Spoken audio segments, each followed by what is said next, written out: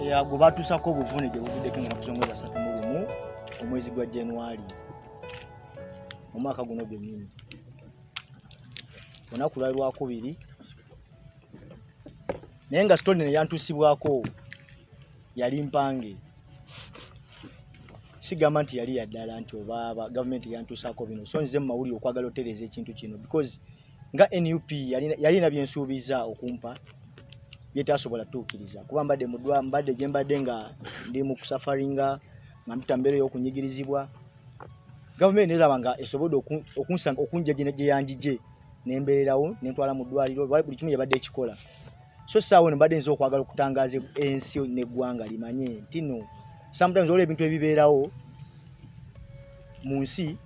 amunawoza nti byaddala nga ate ebintu byakupanga. Muganda wange ono gwe mulaba waneena gwe ntudde naye waneena yabadde agenda okuddako okutokyalinibwa mwezi gw'okuna omwaka guno gwennyini. Nze gwe mulaba waneeno twapanga ekintu kino eyantuukirira bamuyita King Zali. King Zali abeera ku gadi ya Kibanda akolanga bodyguard wa Bobi Wine. Nandukiramu ekintu kyonna nga bwe kindi sigamba nakola naye tofaayo togenda wulya pain yonna. So bajja ne bakukwata nga obakukwata balina ebiso bakukuba no banga tosobola wulya pain yonna. Ne bakola bakukoze ne bakutokyalinga ne bakusula gye bakusudde. Bamala okusuula ne bakujja ne befula nti gavumenti ekusudde ne bakutwala mu ddwaliro yonna ne bakuwa treatment biki byonna mwalaba mu media bino ebadde bitambula. So nzo kuba nti ndi waneeno mbadde mpulirwa kuba bansuubiza Okumpa $5,000,000 ne baita mpanga ya n'emitwali akakadde saakafuna mu NUP ebyaddala bino byenjogera. So manja kujja propaganda yabadde atambula nga baleeta abantu simanyo alina tocha alina byatusiddwako.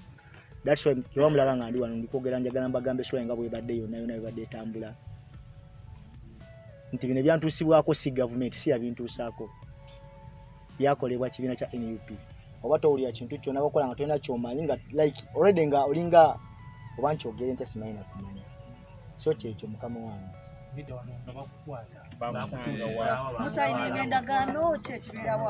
abakwata olina okuba nga obamanyi oba pulaani yali pulaani yamu bane to organize one by one.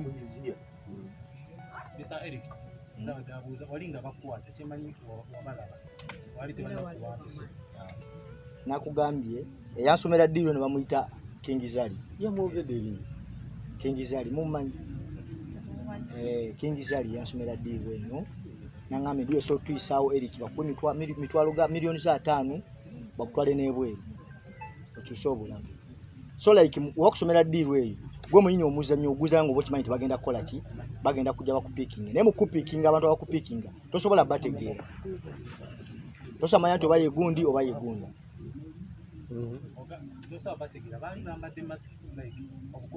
And of course bateekawo embyajo ebuuza buzana tosobola bategeera naye already gobeera okimanyi kiba kiri programmed gobe okimanyi nti kino kye kiddako naye bwe tumanyi bagenda kupikinga be baani. King Zali okugambe wakola naye ddiiro amaze ebbanga kimu NUP era akolanga ati King Zali like bodyguard wa Kibanda era akuuma Kibanda omume kiriza ko nabala babuuze nadanga kyembuuza wano woba ogenda mu ddiiro olina wosayininga nti wemala mu mpaataano gange oba jasibira bigambo obugambo ebyo just tubyogera titusayininga nti osayininge waneeno just tubyogera nga bonagamba nti babikugamba because erebera group oba mu kimanyi of course ono bwakikola kino ono yaddako oba kimanyi nti kituufu ono waba agize bw'ati olwedde mashwadini mbamanyi kigenda kutuukirira. Amanya gange bampita Kaddu Joseph ndi muvuzi wa boda wabula erinnya erikola ssente bampita Lion Art ofe gyempangalira mu ghetto. Naye tuzze wano kutangaza ne muganda wange Eric kubanze nange mbadde muvumu ti Eric wavaako nga bamuwadde bamusuubiza nange omugwokuna Kaddu nange nkolole lole yange nange nfune ekigenda okukola ki okumpeebwa. Nibu nemaze okukola Eric muganda wange nga naye ali mu kalwaliro eyo kuba nange bansanze naye nga bazze mu kalwaliro gavumenti yakoze intelligence yayo ne tugwako mu kalwaliro yadde byaki ninga kalwaliro kenyini erikali kalina wadde ki kyekamuye amakolo tulina wadde neki n'ekikumi ngenda batangaza sajja bene UP enkola yabwe eri etya tukkirize fena twakikoda nga tukikwatire drone ziwamba ki abantu gavumenti ewamba baki abantu ndeka tukatubabuulira amazima nti NUP ena drone yayo bwemanya nti kaddu omanyikiddwa oliwo NUP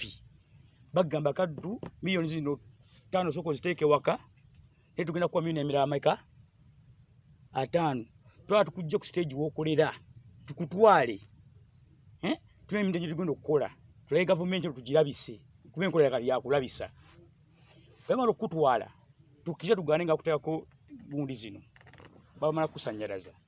ne before nga bakuchimye ku stage yo olina okumala ennaku nga mmeka nga 3 oba 4 bano bakansala betwalonda abalala banuupu ne batandika okugenda ku social media bamanyi bo bagezi nnyo ku social media bagezi nnyo bano tuteekayo buli kimu kaddu bamuwambye kaddu amisinga kaddu akola ki kaddu akola kino kati mu nnaku 5 nga bamaze media n'obuze bajja ne bakolako tochezo kati ne bajja kusuula mu kifo ekirala kati bannamawulire olunsula mu kifo ekirala nabo babaawo n'abaabwe obutuuka nti banne kaddu badulanga yamisinga uno drone yakoze eki yamusesemye kuba gavumenti utamaze okwogerako gavumenti neyo kyalekujja nekola ki nemukuba ekigwayo nemusuula banne mwangu uno yazuuliddwa kati mutwale muki naye amazima amatuufu kale kadduka NUP kakolera ekintu kyekkoledde nensasula bulungi kuba netuse mukalali Eric mwe yabadde nempulanga n'okungampu nga Eric nange mugokuna kimbadde ngendako si nange mbadde nakubiranga go Eric ng'oli wano era tubadde mukalwali kaffe ne Eric nga muga Eric sikinza kula lole eyo kuba gwe kyekusiza mtu ndale n'ekikumi aye nange ngende so tutangaza bannayuganda bannange nga tuyimire ku mabuteri atukase kwogera bigambo bino nga tutegeera bulungi bani tukkirize semwayi simanyi iso nange mutima gwe mbadde buli muntu amisinga yebe mukola ki tukkirize kati nenu UP ngayagala okulabiza gavumenti ya Uganda nti etulugunya abantu naye atandise okubanga etya kutulugunyanze kaddu ensuule yabise gavumenti eno nga bweri enki embeera siema yatulugunyiza omuntu nemala nemusuulawa so namwe baganda baffe abali eyo bavubuka bannaffe NUP besuubiza okukozesa ebikyamu byonna nsobola n'okufukamira nga mbasaba ate nga nimuvuka munnammwe titubeegayiridde ku kyatuse ku Eric namwe bagenda bakosa mubenga Eric tukize tugane balewa benoonyeza byabwe tutuddamu tukosa bintu bya kisiru mu ggwanga lyaffe. Waliwo story nti mwami Eric Mwesigwa yawambibwa abantu abali mu byambalo by'ekinnamagye n'atulugunyizibwa n'asuulibwa awantu. Olwaleero mwami Mwesigwa yennyini avuddeyo ajja atuwulira ekyamutuukako ebisuubizo bye baamuwa ne batatuukiriza ate najja n'oli abadde addako munnooli yabadde addako mu mwezi gw'okuna naye okutuusibwako obuvune bwe bumu ng'asuubiziddwa ssente naye amala okulaba nti Eric yasuulibwawo n'agamba eno ddiiru ya bulimba kati ffe twasazeewo tubaleete bo bennyini boogere nammwe mwerabereko n'agammwe muwulire n'amatu gammwe bannayuganda abamu bwe batuuse okwagala okuyisaawo ebyobufuzi nti oddira munnayuganda ng'ono n'omukozesa n'osuula eyo ebiddirira bye bino ekyokubiri omukulu oli yafukamidde n'okufukamira neyeegayira bannayuganda abavubuka baleme kukkiriza kukozesebwa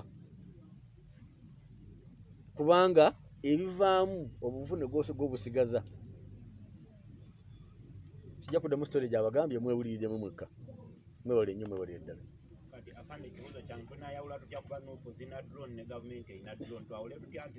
n'abavuga takisi balina drone